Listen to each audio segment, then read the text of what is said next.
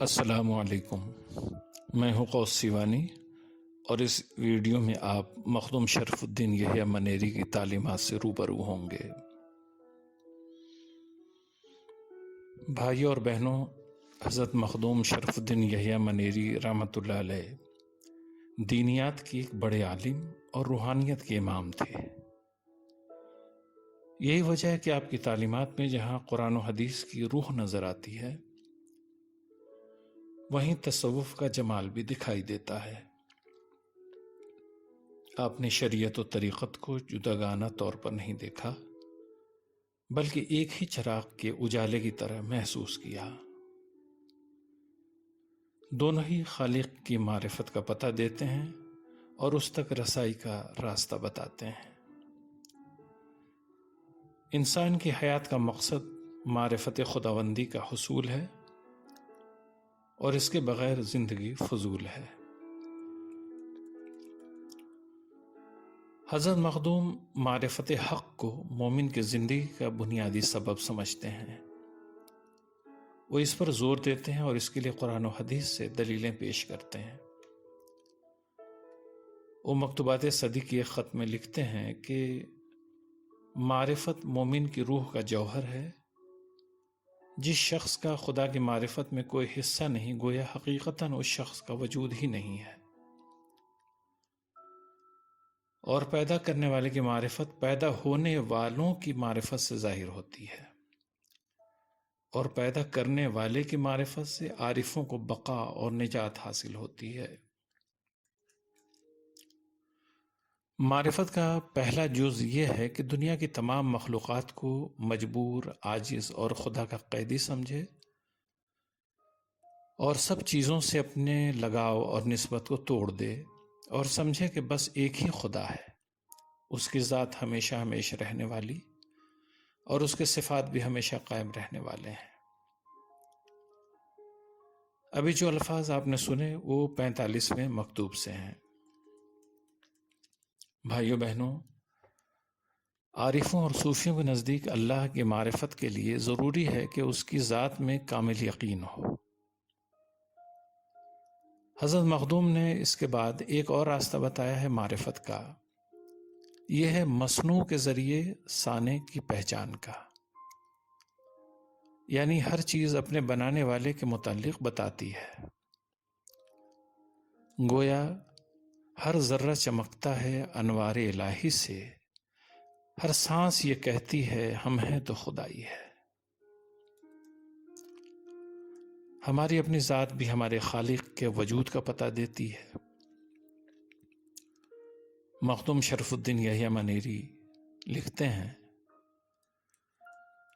اور دوسرا راستہ صانع اور خالق تک پہنچنے کے لیے اپنے نفس کی پہچان ہے، جیسا کہ کہا گیا ہے من عرف نفسہ فقد عرف ربہ، یعنی جس نے اپنے آپ کو پہچان لیا اس نے اپنے رب کو پہچان لیا۔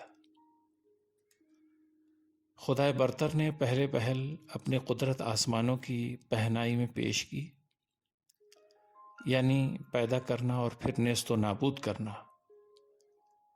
اور مخلوقات کی حالتوں کا بدلنا، جیسے رات اور پھر دن کا ہونا،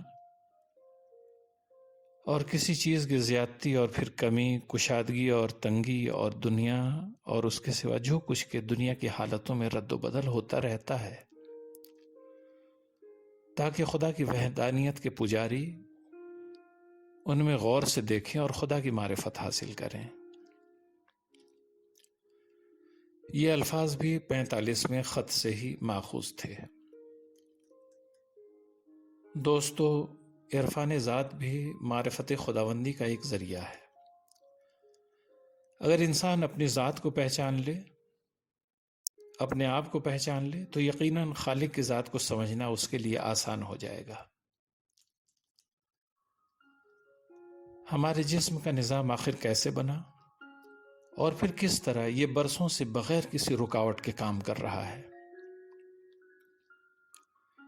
کیا دنیا کی کوئی مشین اس کا متبادل ہو سکتی ہے؟ کیا لاکھ کوششیں کر کے انسان اس کا ثانی پیدا کر سکتا ہے؟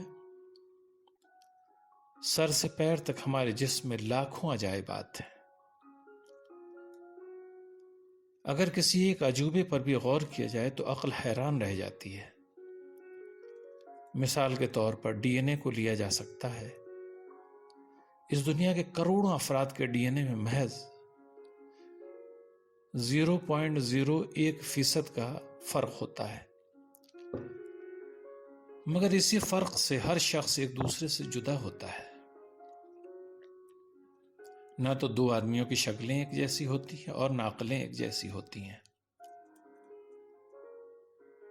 ہر فرد کی جسمانی بناوٹ ایک دوسرے سے الگ، سب کی آنکھیں ایک دوسرے سے جدا، سب کی ناک ایک دوسرے سے مختلف۔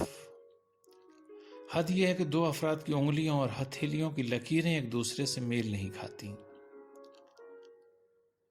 جسم کے خلیات مماثلت نہیں رکھتے۔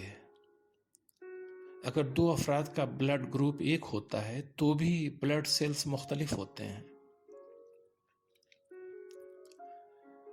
ایک انسانی جسم خدا کے لاکھوں حکمتوں کا پتہ دیتا ہے۔ اسی لیے حضرت شیخ شرف الدین منیری رحمۃ اللہ علیہ عرفان نفس کو معرفت خداوندی کا ذریعہ سمجھتے ہیں، یعنی انسان پہلے اپنے آپ کو پہچانے، اپنے وجود کو پہچانے۔ اگر وہ ایسا کرتا ہے تو خدا کے وجود کو بھی پہچان لے گا۔ وہ لکھتے ہیں، اور طریقت والے لوگ معرفت کے راستہ میں اپنی ذات میں کھو جاتے ہیں اور اپنے وجود ہی سے تلاش کی ابتدا کرتے ہیں، اور اپنی ذات ہی سے کثیف اور لطیف کی کل باتیں ڈھونڈتے ہیں، اور خداوند تعالیٰ کی معرفت کی دلیلیں اور نشانیاں پا لیتے ہیں۔ ان فی ذلک لذکری لأولی الالباب، یعنی اس میں خاص لوگوں کے لیے ذکر و فکر کا موقع ہے۔ یہ الفاظ بھی مکتوبات صدی کے 45ویں خط سے ماخوذ ہیں۔ بھائیو اور بہنوں، معرفت حق کے لیے تلاش و جستجو اور غور و فکر لازم ہے، بشرطے کہ یہ غور و فکر درست سمت میں کی جائے۔